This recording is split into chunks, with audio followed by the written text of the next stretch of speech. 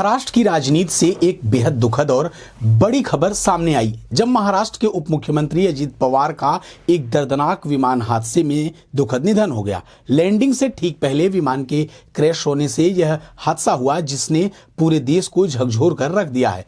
अजित पवार एक ऐसा नाम जिसने 46 वर्षों तक महाराष्ट्र की राजनीति को एक नई दशावधि दिशा दी। सत्ता और संघर्ष दोनों का डटकर सामना किया और कई बार इतिहास रचा। आज हम आपको इस वीडियो में बताएंगे कि कौन थे अजित पवार और कैसा रहा उनका सियासी सफर। महाराष्ट्र की राजनीति का एक ऐसा चेहरा थे अजित पवार जो सहकारिता से सत्ता के शिखर तक अपने संघर्ष की बदौलत पहुंचे थे। एक मजबूत प्रशासक, तेज फैसलों के लिए पहचाने जाने वाले नेता और बारामती की राजनीति की धुरी।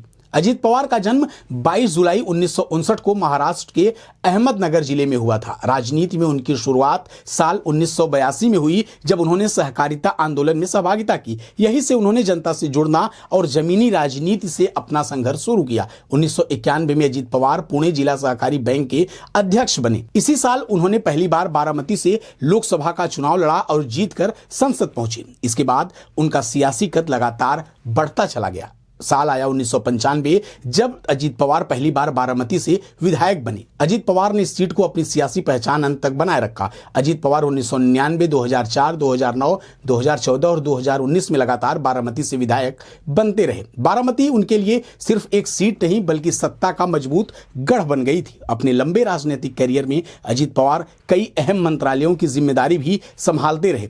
बात की जाए तो साल 1991 में उन्होंने ऊर्जा राज्य मंत्री, 92 में मृदा संरक्षण और बिजली योजना मंत्री, 1999 में सिंचाई कैबिनेट मंत्री और 2003 में ग्रामीण विकास और जल संसाधन मंत्री बने। साल 2009 में जल संसाधन व ऊर्जा मंत्री। इसके बाद साल आया 2010 जब अजित पवार पहली बार महाराष्ट्र के उप मुख्यमंत्री बने। 2012 में उन्हें दोबारा यह जिम्मेदारी सौंप दी गई। इस दौरान उन्होंने सत्ता के केंद्र में रहते हुए सरकार के कई अहम फैसलों में अपनी निर्णायक भूमिका निभाई थी। फिर साल आया 2019। महाराष्ट्र की राजनीति में बड़ा उलटफेर हुआ जब अजित पवार एक बड़े नेता के रूप में बनकर उभरे।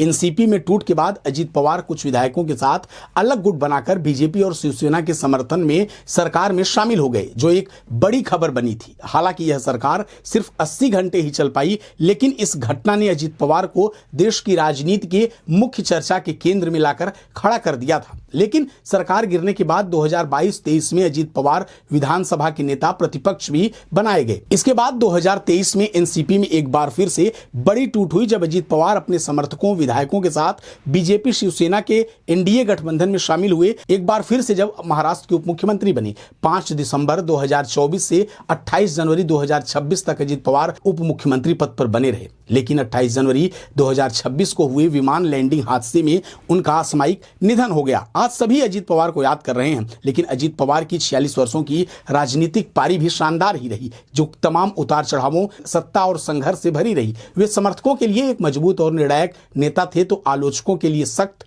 और विवादास्पद चेहरा। लेकिन इसमें कोई शक नहीं कि महाराष्ट्र की राजनीति में उनकी भूमिका हमेशा याद की जाती रहेगी।